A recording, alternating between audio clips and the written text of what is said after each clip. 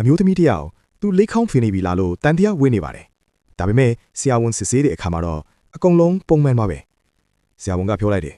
ကုသဖို့မလိုပါဘူးချစ်သူနဲ့ရက်အနေငယ်ဝေးနေပါတဲ့အမျိုးသမီးကအံ့အားသင့်သွားပြီးပြန်ပြောတယ်ဒါပေမဲ့ကျမမှာချစ်သူမရှိဘူးနှစ်ပေါင်းများစွာတကိုယ်လေးနေခဲ့တာပါတဲ့ဗျနောက်နေ့မှာတော့သူမဆေးရုံကိုပြန်လာပြန်တယ်ဒီတစ်ခါကြောပြင်မှာထူးဆန်းတဲ့အမာရွတ်တစ်ခုရှိနေတယ်ဗျသူမကစိုးရိမ်တကြီးနဲ့မေးတယ်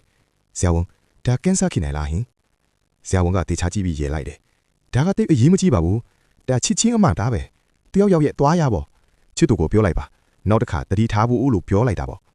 အမျိုးသမီးကချက်ချင်းပြန်ပြောတယ်ဒါပေမဲ့ကျမ9နှစ်လုံးယောက်ျားတစ်ယောက်ကိုမှမထီဘူးတဲ့အခုတော့ဆရာဝန်စပြီးတန်တရားဝင်လာပြီးသူမယူနေတာလားလို့တောင်ထင်သွားပြီးသပင်တစ်ချောင်းကိုစစ်ဆေးဖို့ခိုင်းလိုက်ပါတယ်ဒါပေမဲ့စစ်ဆေးမှုရလဒ်မထွက်ခင်မှာပဲအမျိုးသမီးကကြောက်လန့်တုန်လှုပ်စွာနဲ့ဆေးရုံကိုပြန်ရောက်လာတယ်ဆရာဝန်အောက်ကသွေးတွေဆင်းနေတယ်ဆရာဝန်ကချက်ချင်းအာထရာဆောင်းရိုက်ခိုင်းလိုက်ပါတယ်အစီရင်ခံထွက်လာတဲ့အခါ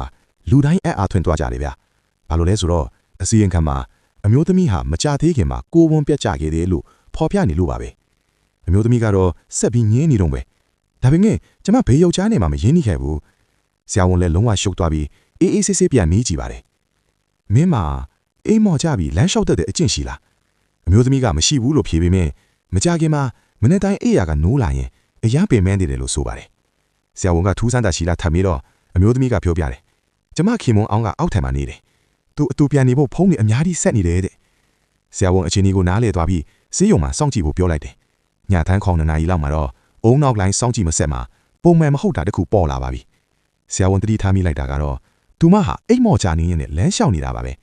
နောက်ဆုံးတော့ဆရာဝန်နားလေသွားပါပြီဖြစ်နေတာကသူမဟာအိမ်မော်ချနေရင်နဲ့ခင်မုံအောင်ရတိုက်ခန်းကိုသွားနေတာပါသူတို့နှစ်ယောက်ဟာတတိအပြည့်အဝမရှိဘဲနဲ့ရင်းနှီးနေကြတာပဲဖြစ်ပါလိမ့်ဗျာ